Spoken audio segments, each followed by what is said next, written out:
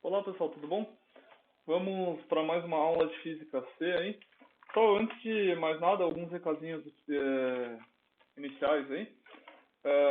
Eu entrei em contato com o professor Cardoso e a gente vai dividir então a frente de Física C. O professor Cardoso estava com a turma da sala 27, né? Eu estava com a outra turma. E agora com essas aulas online a gente decidiu juntar tudo. Então, como que a gente vai fazer? Eu vou pegar uma aula, ele vai pegar outra. A gente vai alternar as aulas, né? Então, eu inicio hoje aí com a aula da apostila 3, da aula 5, e o professor na sequência pega a aula 6. Aí na outra apostila a gente alterna de novo, tá bom? Então vai ser assim, pessoal. Então, vamos iniciar na aula 5 hoje. Pessoal, vou compartilhar minha tela aqui com vocês, para vocês verem o que a gente vai trabalhar hoje, tá? Então, aí você já consegue ver minha tela. Aqui na direita a gente tem uma espécie... o que a gente vai fazer hoje, né? Uma timelinezinha, que a gente vai estudar geradores e receptores de lei de Kirchhoff, tá? Vamos resolver alguns exercícios, vamos ver conceitos de curto-circuito, né? E, por fim, leis de Kirchhoff, tá? Bom, é um assunto tranquilo, pessoal, não muito complicado, mas merece a nossa atenção aí. Tem alguns exercícios interessantes para a gente resolver, tá? Que a gente resolve na sequência. Então vamos lá. Página 1 da apostila 3, na aula 5, a gente inicia com um conceito de gerador. Então na tela de vocês aí tem 4 exemplos de geradores, tá? O que são geradores do ponto de vista da eletricidade? Tá? Geradores são quaisquer dispositivos que transformam uma energia não elétrica em energia elétrica. Esse é o conceito de gerador, transformar energia não elétrica em energia elétrica. Bom, então se a gente imaginar um gerador como uma caixinha preta, tá? Um gerador como uma caixinha, tá? Que você não sabe exatamente a natureza dele, tá? Mas um gerador é um cara que ele recebe energia não elétrica, então energia não elétrica,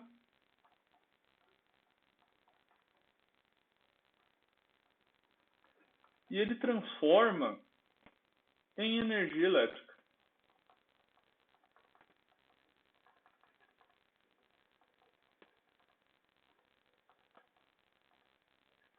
É isso que um gerador faz, tá? Ele transforma energia não elétrica em energia elétrica. E ao fazer isso, pessoal, tem algumas perdas associadas que a gente já vai ver, mas aqui a gente tem alguns exemplos, tá? A usina elétrica é um exemplo de um gerador. Como é que funciona rapidamente a usina elétrica, pessoal? Hidrelétrica, tá? Rapidamente a usina hidrelétrica ela armazena energia na forma de energia potencial mecânica, né? Através de um reservatório de água, tá? Essa energia armazenada de maneira energia potencial mecânica, então, direcionada por dutos, tá? Então, geralmente, sempre tem uma diferença de altura associada. Ela é direcionada a esses dutos, ao encontrarem as pás de uma turbina, encontrar na parte da turbina, faz essa turbina rotacionar, tá? Faz essa turbina rotacionar. Ou seja, você está transformando a energia potencial elétrica da água em energia cinética e depois em energia de rotação numa turbina, energia mecânica, tá? Essa energia mecânica, então, enviada a um gerador, e esse gerador transforma energia mecânica em energia elétrica, que nem esse quadrinho que a gente fez aqui, né? Esse diagrama em blocos aqui. Então, uma transformação de energia não elétrica em energia elétrica. Bom, acontece que nesse gerador, geralmente esse gerador é constituído de materiais condutores, fio mesmo, tá? Barras condutoras, e alguns dispositivos magnéticos. A gente vai ver isso lá no final do ano, quando a gente vai estudando princípios da lei de Faraday, tá?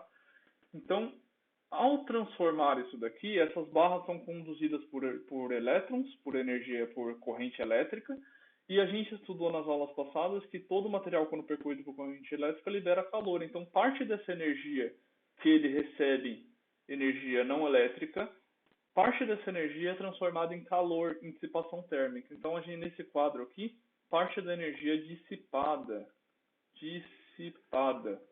tá? Na forma de calor. tá? Na forma de calor. Então, o gerador ele recebe energia não elétrica, transforma em energia elétrica e parte é dissipada.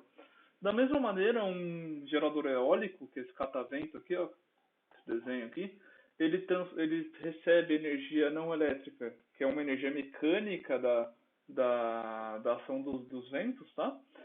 Em uma rotação, e essa rotação encontra um gerador, e esse gerador transforma em energia elétrica e também esquenta, pessoal. Parte dessa energia é perdida na forma de calor.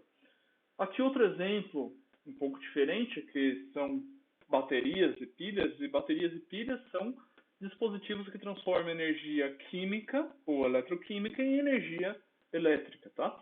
Então, eles transformam energia química em energia elétrica. Mesma maneira. E parte da energia também é dissipada. Se você encostar numa pilha em operação, tá? Você vai ver que ela esquenta. Ela esquenta. Esse esquentar dela é uma dissipação térmica, tá? Bom, e aqui tem um último exemplo, que é uma usina termoelétrica, tá? Que ela tem como princípio a expansão térmica dos gases, no caso a água, né?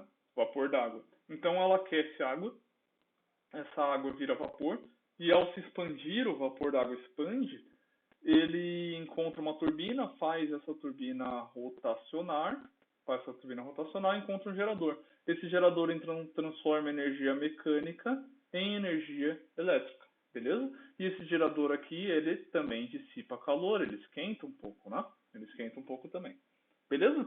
Esses princípios aqui, pessoal, de gerar turbina, também a gente encontra em usinas nucleares, tá? Em usinas nucleares, o que acontece? Em vez de você aquecer a água com aquecedor aqui, ó, com a queima de algum combustível, pode ser um gás natural ou queima de alguma outra coisa, tá? Em vez de você fazer isso daqui, você aquece essa água através de fissão nuclear. Então a fissão nuclear libera calor na forma de calor, libera energia na forma de calor, e esse calor aquece a água, geralmente essa água vira vapor, o vapor atinge uma turbina, a turbina gira um gerador e converte energia elétrica. Então o princípio é o mesmo, a única diferença é a fonte térmica, né? A fonte térmica é a diferença. Beleza, pessoal? Todas têm em comum o fato de parte da energia ser perdida na forma de calor. Não existe uma eficiência de 100%, né? Parte dessa energia é perdida na forma de calor. Então, um gerador, pessoal, ele é representado eletricamente por uma fonte de tensão que a gente chama de força eletromotriz, que é a energia que ele gera, tá? Seguida de uma resistência interna que a gente sempre simboliza com uma letra Rzinho minúsculo de resistência interna, tá? Bom, se a corrente, num gerador, o objetivo é fornecer energia. Então a corrente ela sempre vai de um potencial menor para um potencial maior. Então a corrente no gerador é sempre nesse sentido, de um potencial menor para um potencial maior. Essa é a intensidade de corrente. E a energia que esse cara gera, a energia que esse cara fornece, melhor dizendo, tá? Ele não gera nada, só transforma, né? Apesar do nome. A energia que esse cara fornece, ou a tensão que o gerador fornece, é chamada de U. E U sempre é igual à força eletromotriz menos a parcela de tensão que é perdida na resistência interna, ou é dissipada termicamente, tá? Então essa daqui é o que a gente chama de equação do gerador, tá? Na apostila a gente vê um conceito mais formal de força eletromotriz que está lá na primeira página e está enunciado da seguinte maneira.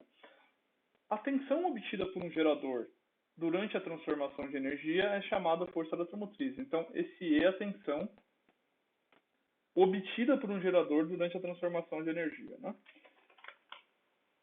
Bom, pessoal, a gente vai comentar a corrente de curto-circuito em um exercício, então vamos pular já para o receptor. Então, o receptor, pessoal, é qualquer dispositivo,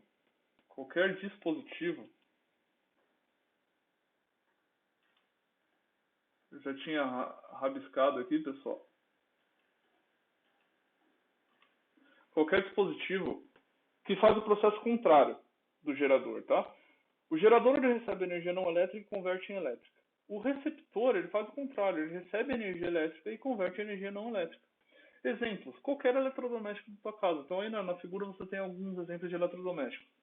Todos eles têm em comum que eles são ligados na tomada. Qual que é o objetivo de ligar um eletrodoméstico na tomada? É óbvio, é fornecer a ele energia elétrica, né? Então, qualquer receptor, a gente pode entender o receptor aqui, receptor, como uma caixinha. E um receptor, ele tem como característica receber energia elétrica e transformar em algum tipo de energia não elétrica. Não elétrico.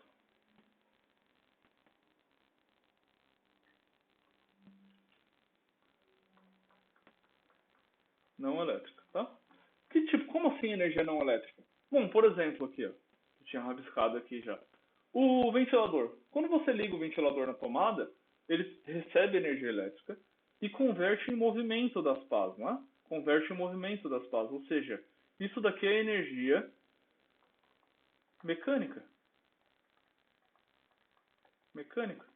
Ou seja, ele converte energia elétrica em energia mecânica. Isso é o que o receptor faz. Outro exemplo aí, sei lá, a máquina de lavar roupa faz a mesma coisa, tem um motor lá que converte energia mecânica, o aspirador também, a geladeira também, uma lâmpada, por exemplo, uma lâmpada converte energia elétrica em energia luminosa.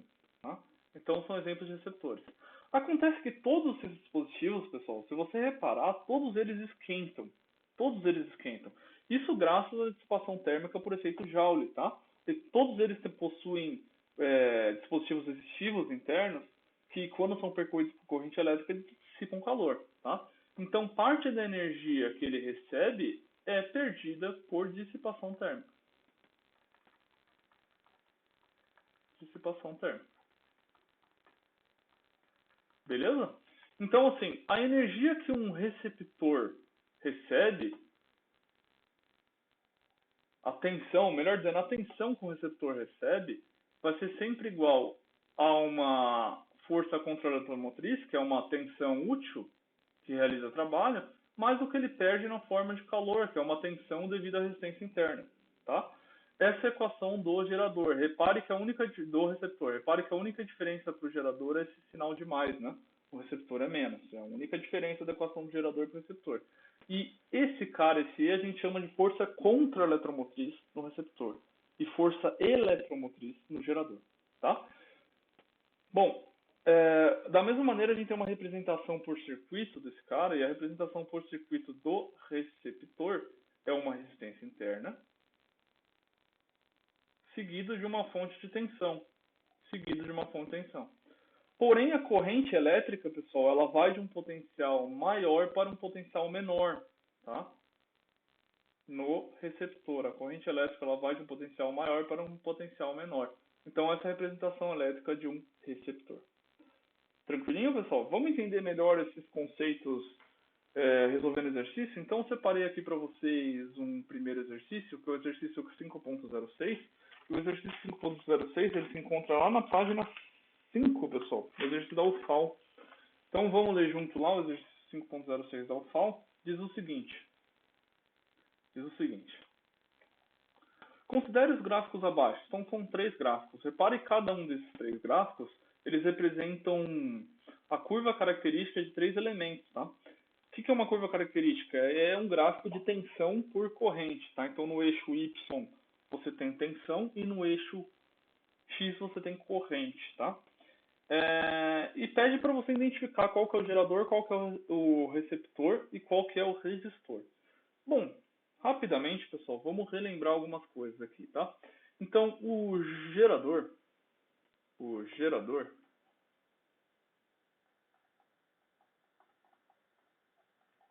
qual que é a equação do gerador? A equação do gerador é o seguinte: a tensão fornecida por um gerador U é igual à força eletromotriz desse gerador E menos o que ele perde na forma de calor, R vezes I, dissipação térmica.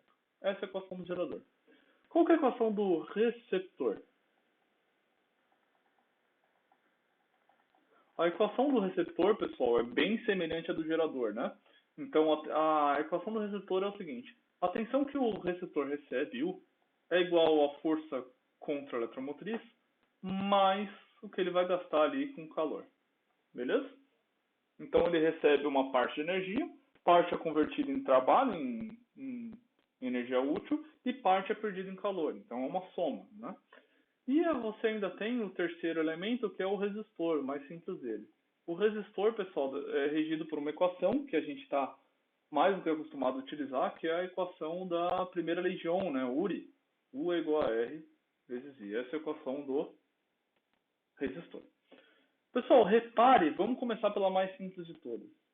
URI, resistor, tá? O que acontece quando a corrente elétrica que passa por um resistor é igual a zero? Quando a corrente elétrica no resistor é igual a zero, se você multiplicar qualquer que seja a resistência por zero, R vezes zero, ou qualquer coisa vezes zero é zero. É zero. Ou seja, quando I é igual a zero, necessariamente U é igual a zero no resistor. Tá? Então, quando a corrente que atravessa um resistor for igual a zero, a tensão em seus terminais também é igual a zero. Então, esse cara aqui, ele passa pela origem. Isso daqui nos diz origem num gráfico. Tá? Origem num gráfico tensão por corrente. O único dos três gráficos que passam pela origem, I igual a zero, tensão igual a zero, é esse terceiro gráfico. Então, com certeza, esse cara aqui é um resistor. Resistor. Com isso, pessoal, você já elimina a letra B, ó, já elimina a letra D e já elimina a letra E. Você fica entre duas. Só identificando o resistor. Tá? Mas os outros não são difíceis de identificar, pessoal. Não são difíceis de identificar. Se você olhar a equação do gerador, repare nesse sinal de menos. Esse sinal de menos. Pessoal, todas essas três equações são funções, tá? São funções. Isso aqui é mais ou menos como y é igual a... Aqui está ao contrário, né? Mas pode ser b mais ax, né? Y, a equação do primeiro grau. Y é igual a x mais b, né? Com a soma eu posso trocar ali. Repare esse menos aqui. Esse menos aqui seria o sinal do coeficiente angular. O que acontece quando o coeficiente angular de uma reta é negativo?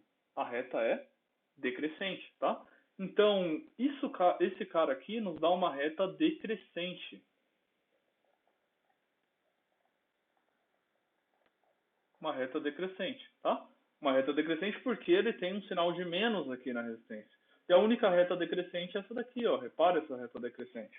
Então, esse cara aqui com certeza é o meu gerador. Gerador, tá? Repare agora, a gente já poderia acertar as alternativas, né, pessoal? Porque o único que tem o gerador como segundo aqui é a letra C. Então, de cara aqui a gente já acerta a alternativa. Mas por que esse cara aqui, então, é o nosso receptor? Porque a reta dele é uma reta crescente. E por que um receptor tem como característica uma reta crescente? Por causa desse sinal de mais na equação do receptor. Esse sinal de mais aqui, ele nos dá uma reta crescente. Crescente. Belezinha, pessoal? Tranquilo? Então, esse exercício aqui, a gente já matou a letra C, é a letra correta. Pessoal, vamos nos ater aqui, a gente já resolveu o exercício, mas eu quero lembrar para vocês, reparem na equação do gerador. A equação do gerador, ela cruza o eixo x em um certo valor. Olha esse cruzamento com o eixo x, quando acontece? Acontece quando a tensão nos terminais de um gerador é igual a zero. Isso é bastante útil, pessoal, para a gente entender corrente de curto-circuito, que é o que a gente fala aqui agora, tá? Curto-circuito. E para falar de curto-circuito, eu fiz besteira. Para falar de curto-circuito, a gente vai resolver um exercício, que é o exercício 5.09, que está na mesma página 5 do exercício anterior, tá? Então, o exercício 5.09, vamos dar uma lida nele rapidinho, aí a gente já explica o que é curto-circuito. Então, vamos lá. A diferença de potencial obtida nos terminais de um gerador é de 12 volts. Quando esses terminais são colocados em curto-circuito, a corrente fornecida pelo gerador é de 5 A. Tá? Nessas funções, determina a resistência interna do gerador em ohms igual. Tá. Bom, primeira coisa, ele falou para a gente algumas informações. Ele falou que a tensão obtida nos terminais de um gerador é igual a 12 volts, ou seja, 12 volts aqui. E ele falou para a gente também que a corrente de curto-circuito é de 5 amperes. Então, ICC, corrente de curto-circuito, é de 5 amperes. O que significa, pessoal? Vamos desenhar aqui. Imagina que esse gerador que esse cara está falando é simplesmente uma pilha, tá? Imagine que é uma pilha.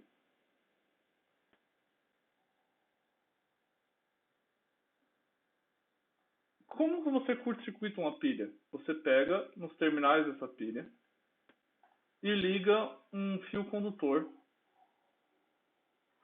de resistência muito próximo de zero, qualquer fio, tá? Cobre, por exemplo, tá? Você liga um fio. Quando você faz isso daqui, vamos mudar de cor. Quando você faz isso daqui, vai aparecer uma corrente elétrica nesse circuito, que vai ser nesse sentido aqui. E essa corrente é o que a gente chama de corrente de curto-circuito. Então, para curto-circuitar uma pilha, basta fazer isso. Pessoal, não façam isso em casa, nem em nenhum lugar, tá? Isso daqui, essa corrente de curto-circuito, geralmente é uma corrente muito alta, tá? 5 amperes, uma bateria de 12 volts. A bateria dessas pequenininhas são de 12 volts. Isso daqui, 5 amperes, é uma corrente muito alta.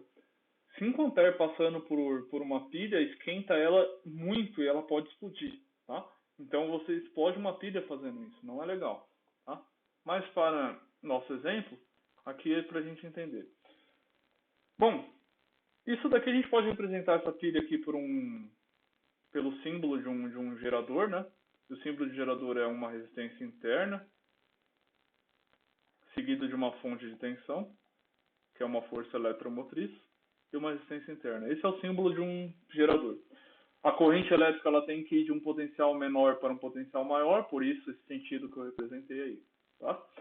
Bom, se a gente lembrar da equação do gerador, a equação do gerador é o seguinte. Então, a tensão que ele fornece é igual à força eletromotriz menos R vezes I. Tá? Bom, quando você liga nos terminais de um gerador uma resistência zero, né, ou seja, um fio de resistência zero, esse fio que a gente ligou aqui, ele tem resistência zero, tá?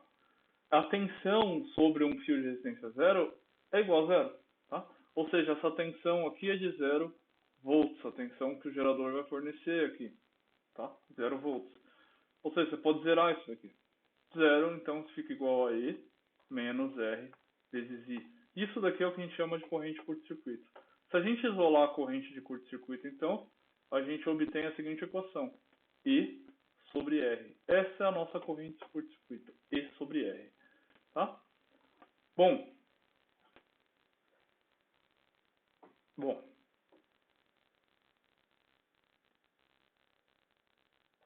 Então, para resolver o exercício aqui é simples, né? É só a gente substituir nessa equação, né? Então, a gente tem corrente de curto... Ah, aqui eu fiz errado, né, pessoal? Fiz 5 ohms. 5 amperes, né? Ohms não é unidade de resistência, né, pessoal? 5 amperes, 5 amperes, tá? 5 amperes é a corrente.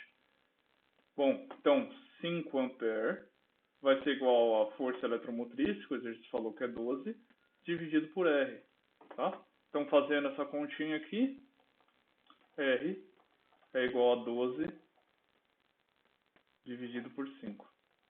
Tá? 12 dividido por 5. E 12 dividido por 5, pessoal, é 2,4, é isso? 12 dividido por 5, 2,4.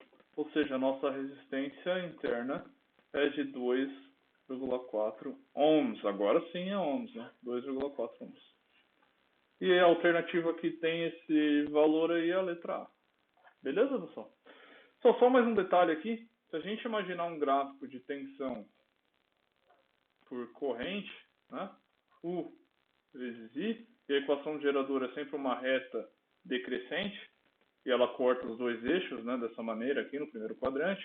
Essa corrente que corta o eixo Y é chamada ICC. Por que ela é corrente curto-circuito? Porque para esse ponto aqui, ó, para esse ponto aqui, eu tenho um par ordenado de corrente elétrica ICC para uma tensão igual a zero. Esse é o par ordenado. Corrente e tensão. Beleza? Então, quando a tensão nos terminais do gerador for igual a zero, ele está sob curto-circuito. Estando sob curto-circuito, a sua corrente curto-circuito é a sua força eletromotriz dividido pela resistência interna. Tranquilo, pessoal? Dito isso, a gente pode resolver o exercício 5.06. A gente já resolveu. Vamos lá para a lei de Kirchhoff. Lei de Kirchhoff. Na verdade, isso daí lei de Kirchhoff. A gente chama Kirchhoff, mas a pronúncia correta é Kirchhoff, tá? Kirchhoff, é alemão, se eu não me engano. Mas todo mundo fala Kirchhoff, eu vou continuar falando Kirchhoff, tá? Mas é Kirchhoff, correto. Bom, existem duas leis de Kirchhoff. Vamos voltar para a teoria da apostila lá.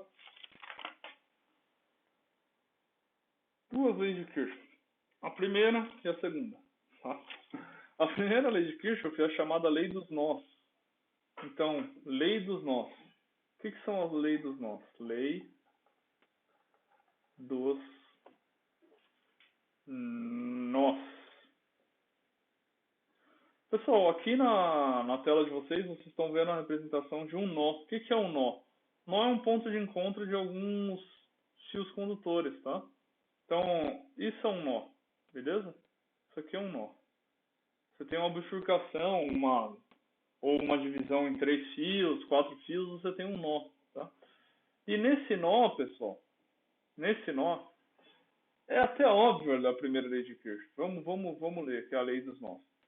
Então, se aqui eu entro com uma corrente elétrica, que eu chamo de I1, e saio com uma corrente elétrica I3 e I2, vocês concordam comigo que o que entra é igual ao que sai? O que eu quero dizer com isso?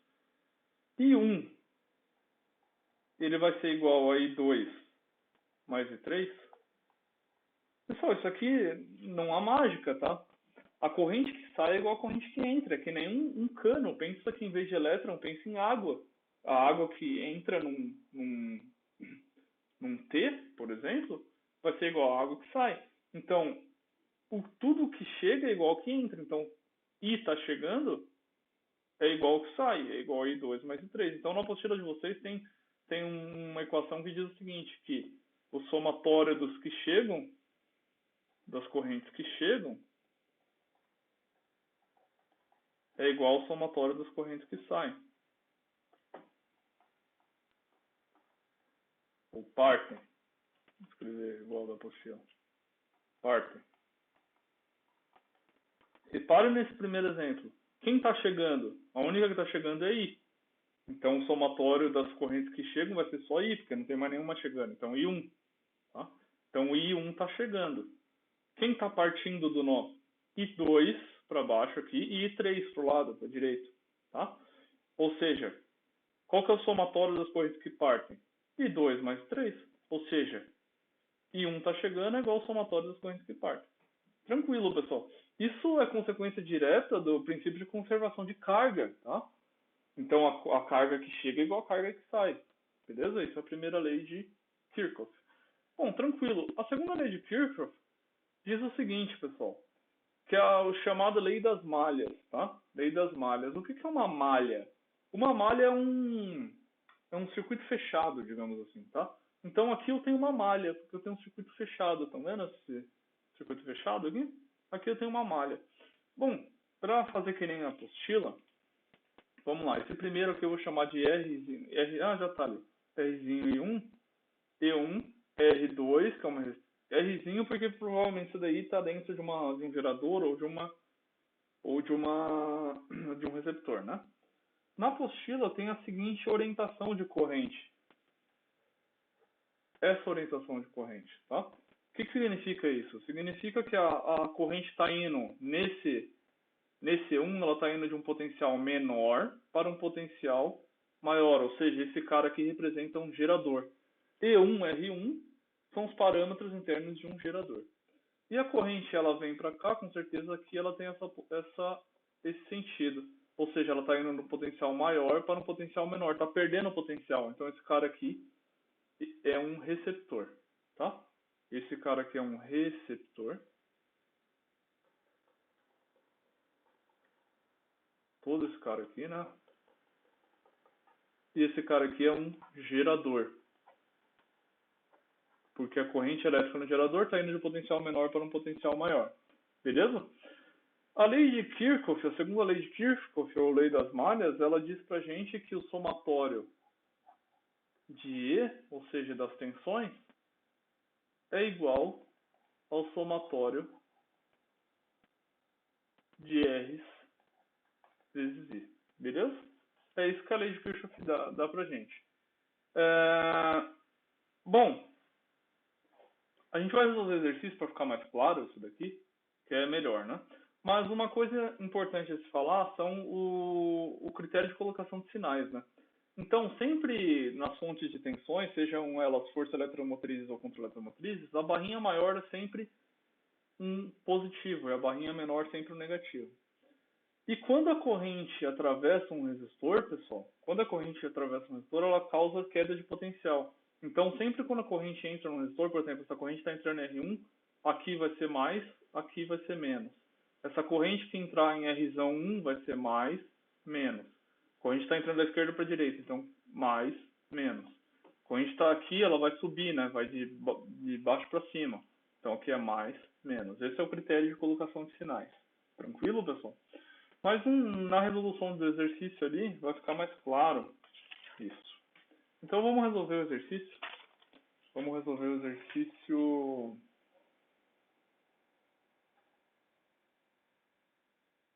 Tá aqui mesmo.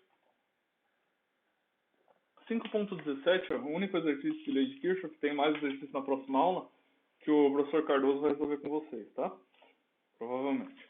Então, no exercício 5.14 da... Não é 5.14. 5.17. 5.17 da apostila. Então não tem nenhuma universidade. Você tem lá, o dado circuito abaixo, a intensidade de corrente I vale. Pessoal, só eu não desenhei aqui, mas eu desenho, você tem uma resistência interna de 2 ohms. Aqui você tem uma força eletromotriz de 40 volts. Aqui você tem uma resistência de 5 ohms e aqui de 3 ohms. Beleza? Eu vou resolver inicialmente esse exercício por lei de Kirchhoff, mas eu já adianto para vocês que não necessariamente você precisa resolver ele por lei de Kirchhoff. Esse exercício facilmente dá para resolver por associação de resistores, tá? Mas vamos lá. Então, isso daqui é uma malha, tá, pessoal? Nós temos aqui uma malha. E como uma malha, a gente pode utilizar a segunda lei de Kirchhoff, ou a lei das malhas, para resolver esse exercício, né? E a lei das malhas, ela diz o seguinte, né? Que o somatório das tensões é igual aos somatórios de R vezes I. Ou seja, eu só tenho uma tensão aqui. Qual que é a tensão que eu tenho? E1, né? 40 volts. Então, 40 volts vai ser igual ao somatório das resistências multiplicadas pelas correntes. Ou seja, 2 vezes I, que é a corrente, que eu não sei o valor, mais 3 vezes I, mais 5 vezes I. Né? Então aqui eu tenho o somatório das tensões do lado esquerdo, e aqui eu tenho o somatório das resistências multiplicadas pelas suas respectivas correntes, que não nada mais é do que são tensões também, tá? Então fazendo isso daqui, pessoal, 40 vai ser igual a 2i mais 3i mais 5i, fica igual a 10 vezes i. Isolando a corrente aqui, pessoal, i é igual a 40 dividido por 10. Fazendo essa conta, nossa corrente é então igual a 4 amperes. 4 amperes. Aqui, aplicando a segunda lei de Kirchhoff, lei das malhas, tá? Lei das malhas. Que é a alternativa correta é a letra D na apostila de vocês. Bom, eu falei para vocês que dá para resolver isso aqui de maneira mais simples, né? Como é que eu faria a resolução disso aqui com o que a gente aprendeu nas aulas passadas? A gente transformaria esse circuito num circuito mais simples com uma única resistência. Por que com uma única resistência? Porque se você reparar aqui, pessoal, esse resistor aqui, ó, se a gente colocar uma corrente elétrica nesse sentido, a gente vai ver que a corrente que entra nesse resistor é exatamente a mesma que entra no de 3 ohms e é exatamente a mesma que entra no resistor de 5 ohms. Ou seja, esses três resistores eles estão em série. Esses três resistores estão em série, então eu posso reduzir eles a um circuito resistência série aqui, um RS. tá? E esse RS vale quanto? Como é que se faz a associação de três resistores em série? Você soma eles, né? Então, 2 mais 3 mais 5 é igual a 10 ohms. 10 ohms. Com uma tensão de 40 volts. Aí aqui, pessoal, só aplicar a primeira lei de Ohm, URI. U é igual a R vezes I. Ou seja, 40 volts é igual a resistência de 10 vezes I. Ou seja, a corrente elétrica é igual a 40 dividido por 10, que é igual a 4 amperes. Resolvemos da mesma maneira, tá, pessoal? Não precisaria ter utilizado a lei de Kirchhoff para resolver esse exercício. Porém, pessoal, nem todos os exercícios você consegue resolver puramente com a primeira lei de Ohm e associação simples de resistores. Alguns exercícios, principalmente aqueles que caem na segunda fase, eles necessitam de você utilizar leis de Kirchhoff, tá? Que a utilização de lei de Kirchhoff geralmente cai em sistemas de equações e você resolve os circuitos elétricos. Mas geralmente são circuitos elétricos que caem na segunda fase, aí quando chegar lá a gente estuda. Pessoal, por hoje é isso aí que eu tinha separado para resolver com vocês, e isso a gente matou a aula 5 hoje, tá? Não vou me estender muito, porque o tempo já está acabando. Aconselho vocês não deixarem de resolver alguns exercícios, e eu listo eles para vocês. Eu gostaria que todos resolvessem para treinar aí, pessoal. Exercício 5.16. Exercício importante de ser resolvido, tá? Claro, o pessoal que vai tentar exatos e caixa física na segunda fase resolve todos, né? Óbvio. Exercício 5.16. O 14 também é interessante resolver, tá? E o 14, 5.14. Beleza? Tranquilo, pessoal? Então, por hoje é só. Por hoje é só, pessoal. Então, na próxima aula, o professor Cardoso vai explicar para vocês a aula 6, tá? Que é a aula sobre aparelhos de medidas elétricas. Vocês vão ver o funcionamento de multímetro, essas coisas. Até tem um aqui do lado. Esse aqui é um multímetro. Para aprender como isso aqui funciona. Com o professor Cardoso. E depois eu volto só na apostila 4, pessoal, tá? Que ainda eu não vi exatamente qual que é a aula que eu vou dar, mas eu volto só na apostila 4 daqui a 2 semanas. Beleza? Então é isso aí, pessoal. Tchau pra mim. Dúvidas, coloquem no comentário aí embaixo que eu responderei todas as dúvidas. Beleza, pessoal? Tranquilo? Então por hoje é isso aí. Tchau pra mim, pessoal. Até mais.